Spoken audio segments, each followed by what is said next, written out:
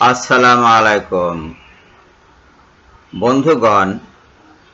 কিছু কিছু বেয়ারা শিশু পাবেন, তাদেরকে ভাত খেতে বললে ভাত খেতে চায় না।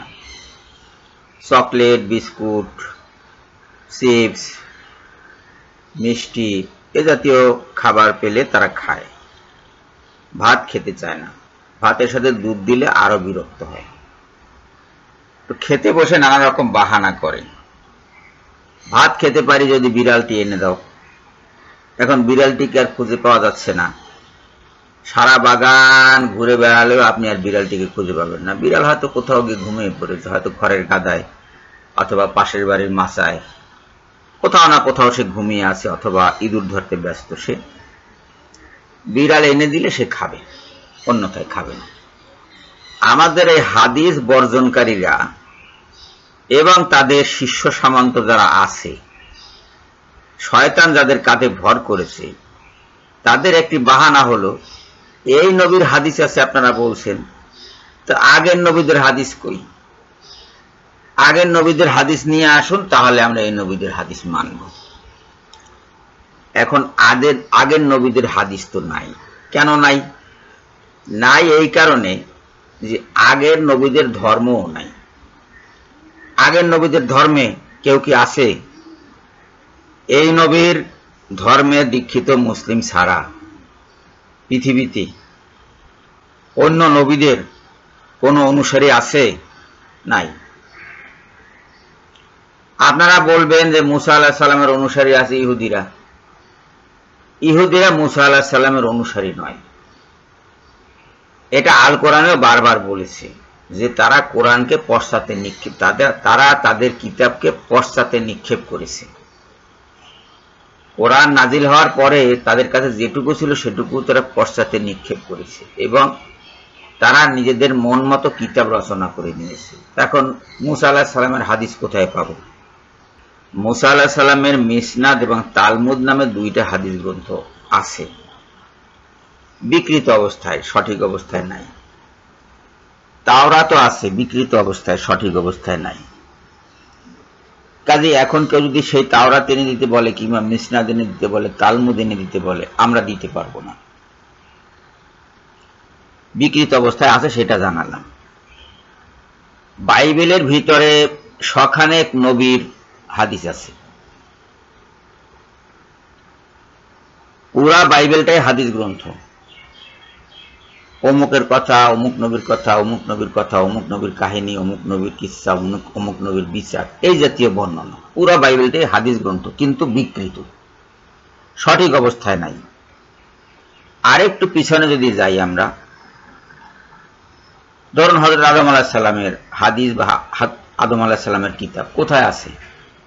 বেদে কঙ্কাল সার জিনিস পাওয়া যাবে। হযরত আদম আলাইহিস সালাম এবং হযরত শীশ আলাইহিস সালামের যে 60খানা গ্রন্থ, হযরত আদম আলাইহিস সালামের উপরে 10খানা সহিফা, হযরত শীশ আলাইহিস সালামের উপরে 50খানা সহিফা নাজিল হয়েছিল। সেগুলোর সারাংশ পাওয়া যাবে বেদে, কঙ্কাল অবস্থায়। তার চারপাশে কল্পকথা, রূপকথা ইত্যাদি যুক্ত হয়ে, নানা রকমের হাবি জাবি যুক্ত হয়ে সেটা একেবারে বরবাদ হয়ে গেছে। আয়ুর্বেদ শাস্ত্রটা যেটা এখন প্রচলিত আছে, এই আয়ুর্বেদও হযরত আদম আলাইহিস সালামের উপর নাজিল হয়েছিল, চিকিৎসা শাস্ত্র, সেইটা মোটামুটি অবিকৃত অবস্থায় আছে। যে কারণে পৃথিবীতে যত প্রকার চিকিৎসা বিদ্যা আছে তার মধ্যে ওই আয়ুর্বেদ শাস্ত্রটাই নির্ভুল আছে।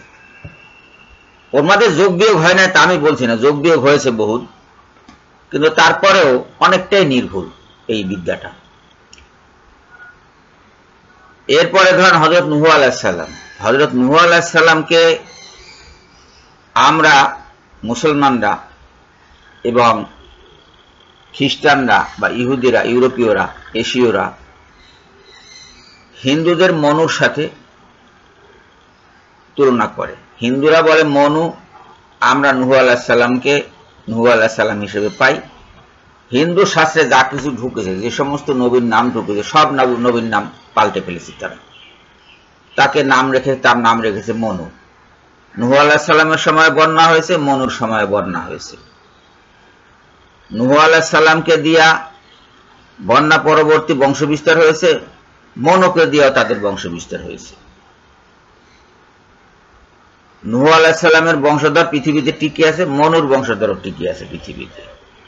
এই নূহ আলাইহিস সালামের যে হাদিস ছিল সেটা আজ মনু সংহিতা হিসেবে হিন্দুদের কাছে আছে, অরক্ষিত অবস্থায়, বিকৃত অবস্থায়। তার মাঝে তাদের নিজেদের বহু কথা ঢুকেছে, নিজেদের মন মতো তারা এটা বাড়িয়ে কমিয়ে নিয়েছে। আপনার আবেস্তা, জেন্দ আবেস্তা, পার্সিয়ান ধর্মগ্রন্থ জেন্দ আবেস্তা, এটাও আসমানি কিতাব ছিল, বিকৃত অবস্থায় পড়ে আছে। এবং এই সব গ্রন্থ আল্লাহ পাক মানসুখ বা বাতিল বলে ঘোষণা করেছেন, রহিত বলে ঘোষণা করেছেন, কোরআন নাজিল করেছেন।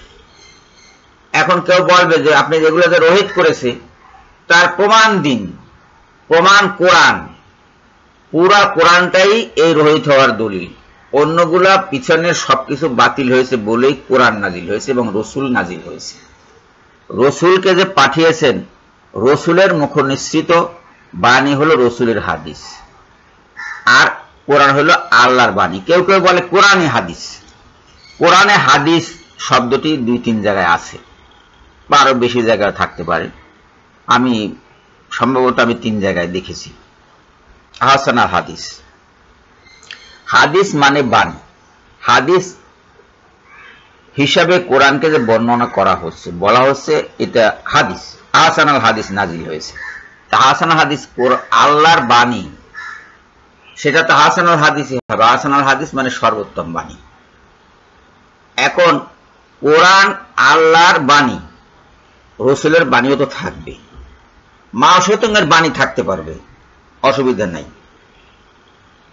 মহাত্মা গান্ধীর বাণী থাকতে পারবে, অসুবিধা নাই। লেনিনের বাণী থাকতে পারবে, অসুবিধা নাই। আব্রাহাম লিঙ্কনের বাণী থাকতে পারবে, অসুবিধা নাই। সেগুলো ওনারা সব মানবেন, কিন্তু মুহাম্মদ সাল্লাল্লাহু আলাইহি সাল্লামের বাণী থাকতে পারবে না। মুহাম্মদ সাল্লাল্লাহু আলাইহি সাল্লাম তো বোবা ছিলেন না বাবা, তার বাণী থাকবে না কেন? মুহাম্মদ সাল্লাল্লাহু আলাইহি সাল্লামের যতজন অনুসারী ছিল, আব্রাহাম লিঙ্কনের তো ততজন অনুসারী ছিল না তার জীবদ্দশায়। আব্রাহাম লিঙ্কনের বাণীগুলো তোমাদের কাছে পৌঁছাইতে পারে, মাও সেতুংয়ের বাণীগুলো তোমাদের কাছে পৌঁছাইতে পারে, লেনিনের বাণীটা তোমাদের কাছে পৌঁছাইতে পারে, কনফুসিয়াসের বাণী তোমাদের কাছে পৌঁছাইতে পারে, তাওয়ের বাণী তোমাদের কাছে পৌঁছাইতে পারে, শান্তর বাণী তোমাদের কাছে পৌঁছাইতে পারে, গৌতম বুদ্ধের বাণী তোমাদের কাছে পৌঁছাইতে পারে। সেটা তোমরা তাদের বাণী হিসেবে মেনে নিচ্ছ। কিন্তু মুহাম্মদ সাল্লাল্লাহু আলাইহি সাল্লামের বাণী যখনই আসে তখনই বলে ওটা জাল, ওটা ভুয়া, ওটা 200 বছর পরে লেখা। 200 বছর পরে লেখা হবে কেন? হযরত মুহাম্মদ সাল্লাল্লাহু আলাইহি সাল্লামের সাহাবীরা কত বছর বেঁচে ছিলেন? কত বছর বেঁচে ছিলেন? 100 হিজরির কম না। এর মাঝে তো মালিক রহমাতুল্লাহ আলাইহির আবির্ভাব ঘটেছে, হযরত ইমাম আবু হানিফার আবির্ভাব ঘটেছে, তারা হাদিস লিখেছে। মুয়াত্তা তো বর্তমান আছে, ইমাম আবু হানিফার মুসনাদ তো বর্তমান আছে। এবং এই হাদিসগুলো সাহাবীদের পরম্পরায় তাবিঈনদের মাঝে প্রচলিত ছিল, সেইগুলা সংকলন করেছেন হাদিস সংকলন। লিখিত হবে কেন? এটা রচিত হবে, এটা কি গল্প, কবিতা, উপন্যাস রচনা করবে? কি সব বাহানা!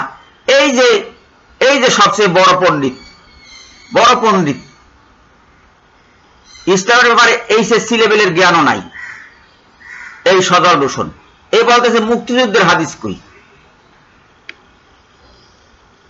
মুক্তিযুদ্ধের হাদিস কই? যে নবীর হাদিস বাইর করা, মুক্তিযুদ্ধের হাদিস কই? মুক্তিযুদ্ধের হাদিস যদি সংরক্ষণ কেউ করে না থাকে, তার জন্য কি মুহাম্মদ সাল্লাল্লাহু আলাইহি সাল্লামের হাদিস বাতিল হয়ে যাবে? এ কেমন বোকামির কথা! এর চেয়ে বড় বোকা তো পৃথিবীতে আর নাই।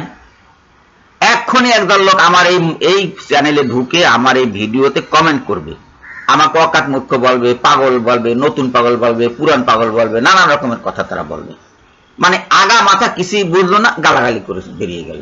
আমাকে ভিডিও দেখবেও না, আমার কথা শুনবেও না। মুহাম্মদ সাল্লাল্লাহু আলাইহি সাল্লাম তো কথাবার্তা বলেছেন, কাজকর্ম করেছেন, সাহাবীরা সেগুলো দেখেছেন, সাহাবীরা সেগুলো অনুসরণ করেছেন। এই মনে করুন কাবাঘর তাওয়াফ করেছেন মুহাম্মদ সাল্লাল্লাহু আলাইহি সাল্লাম, সাহাবীরাও তার সাথে তাওয়াফ করেছেন। সাহাবীদের দেখা দেখি তাবিঈরা তাওয়াফ করেছেন, তাবিঈদের দেখা দেখি তাবিঈনরা তাওয়াফ করেছেন।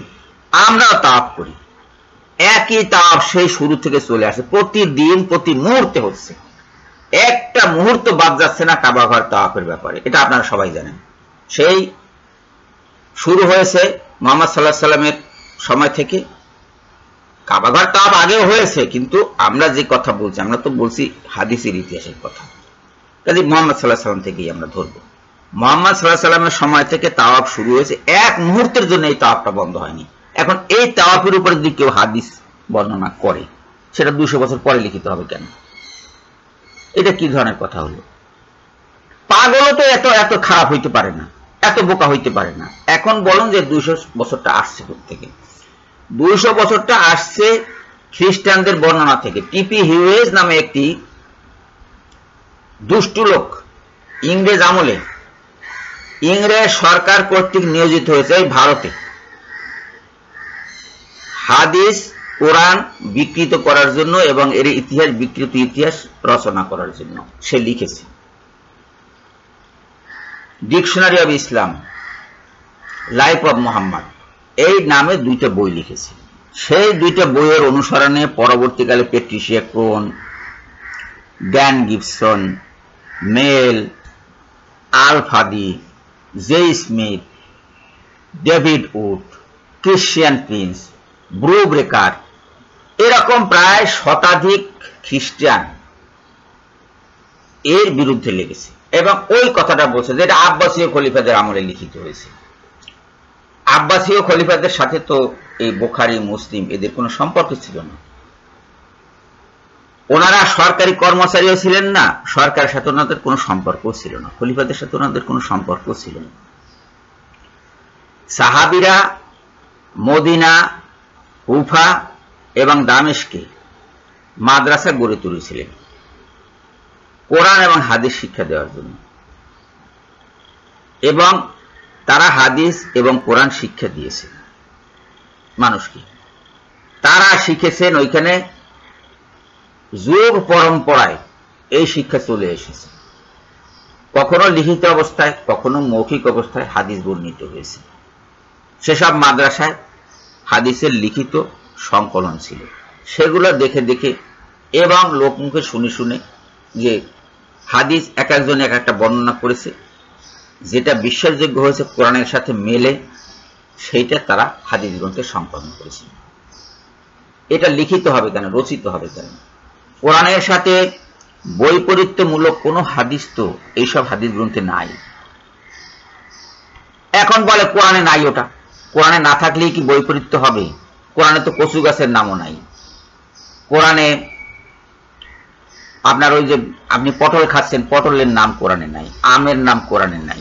এগুলা খাওয়া কি বন্ধ করে দিবেন? এগুলা কি কোরআনের সাথে সাংঘর্ষিক? সাংঘর্ষিক তো না। আপনার বাপ দাদা যে বাড়িটাতে বসবাস করে, আজকে আপনি কি প্রমাণ করতে পারবেন যে আপনার দাদার দাদা ওই বাড়িতে বসবাস করেছেন? কিন্তু বসবাস তো উনি করেছেন, এটা তো অস্বীকার করার কোনো উপায় নেই। আপনার নামে আজকে রেকর্ড হয়েছে, কিন্তু জমিটা তো আপনার সেই দাদার দাদার আমল থেকে আপনাদের বংশে ছিল। বিষয়টা এইরকম। আর একটা উদাহরণ, সংকলন এবং রচনার মধ্যে পার্থক্যটা বুঝতে হবে। আপনি মনে করুন বাংলা একাডেমি, বাংলা ভাষার উপর ডিকশনারি প্রকাশ করেছে। এটি একজনের সংকলন বা দুজনের সংকলন, 5 জনের সংকলন। ওই বাংলা ভাষা, বাংলা অভিধানের ভিতরে যে সমস্ত শব্দগুলি আছে, এই শব্দগুলি কি ওনাদের রচনা? ওনাদের রচনা তো না। এগুলো ছিল সমাজে, আছে, প্রচলিত আছে। ওনারা সেগুলো এর ভিতরে ভরে ডিকশনারি আকারে প্রকাশ করেছে। বিষয়টা এইরকম। মুসলমানদের মধ্যে হাদিসগুলো প্রচলিত ছিল। একদিনের জন্য নামাজ কামাই করেনি মুসলমানরা, শুরু থেকে অদ্যাবধি কাবার চারপাশে, মক্কা এবং মদিনায়, অন্যান্য শহরে, অন্যান্য গ্রামে, অন্যান্য দেশে নামাজ সেই শুরু থেকে চলে আসছে। একদিনের মধ্যে এর থেকে বিচ্যুত হয়নি তারা। এখন এই নামাজটা কিভাবে রাসূলুল্লাহ পড়েছেন সেটার বর্ণনা হাদিস গ্রন্থে আসতেই পারে। 200 বছর পরে রচিত হবে কেন? খ্রিস্টানরা এইটা করছে যাতে আমরা নামাজ কালাম ছেড়ে দিই, মুহাম্মদ সাল্লাল্লাহু আলাইহি সাল্লামকে অনুসরণ করা ছেড়ে দিই। মুহাম্মদ সাল্লাল্লাহু আলাইহি সাল্লামের স্মৃতি, মুহাম্মদ সাল্লাল্লাহু আলাইহি সাল্লামের ইতিহাস, মুহাম্মদ সাল্লাল্লাহু আলাইহি সাল্লামের কালচার, মুহাম্মদ সাল্লাল্লাহু আলাইহি সাল্লামের কাজকর্ম, মুহাম্মদ সাল্লাল্লাহু আলাইহি সাল্লামের দিন ধর্ম যাতে পৃথিবী থেকে বিলুপ্ত হয়ে যায়। আর আপনারা এই হাদিস বিদ্বেষী দলটি তাদের অনুসরণ করছেন নিজেদের অজান্তে। আপনারা যে কি করছেন, কত বড় কুড়ালটা যে নিজেদের পায়ে মারছেন সেটা আপনারা জানেনও না। বলে শুধু কোরআন অনুসরণ করবেন। শুধু কোরআন অনুসরণ করে আপনি দিন ধর্ম চালু রাখবেন কিভাবে? আল্লাহ পাক কি বলেছেন কোথাও যে শুধু কোরআন অনুসরণ করো? কোথাও বলেননি। বরং বলেছেন আল্লাহকে অনুসরণ করো, রসুলকে অনুসরণ করো, এবং তোমাদের মধ্যে যারা আদেশ দানের ক্ষমতা রাখে, উলিল আমরি, তাদের অনুসরণ করো। বিশ্বাস না হয় সূরা নিসার 59 নম্বর আয়াত দেখেন। আপনারা বলছেন যে হুকুম একমাত্র আল্লাহ দিতে পারেন। হ্যাঁ, আল্লাহর হুকুমে রাসূল সাল্লাল্লাহু আলাইহি ওয়াসাল্লাম হুকুম দিচ্ছেন। বিধান একমাত্র আল্লাহ দিতে পারেন। হ্যাঁ, আল্লাহর বিধানের আওতায় রাসূল সাল্লাল্লাহু আলাইহি ওয়াসাল্লাম বিধান দিচ্ছেন, এবং সেই বিধানকে রাসূল আল্লাহ পাক নিজের বিধান হিসেবে গ্রহণ করছেন। এই কারণে সূরা নিসার 80 নম্বর আয়াতে আল্লাহ পাক বলেছেন যে রাসূলকে যে মান্য করে সে তো আল্লাহকেই মান্য করলো।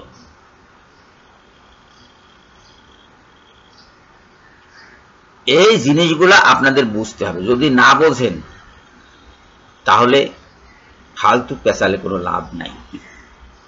মুক্তিযুদ্ধের হাদিস কেউ সংরক্ষণ করেনি, তার জন্য কি সংরক্ষিত ইসলামের হাদিসও বাতিল হয়ে যাবে? পাশাপাশি দুইটি বাড়ি, একটা বাড়িতে কলা গাছ আছে আর একটা বাড়িতে কলা গাছ নাই। ওই বাড়িতে কেন কলা গাছ নাই, এই জন্য কি এই বাড়ির পোলাপান কলা খাওয়া বন্ধ করে দেবে? এটা কি ধরনের কথা হলো?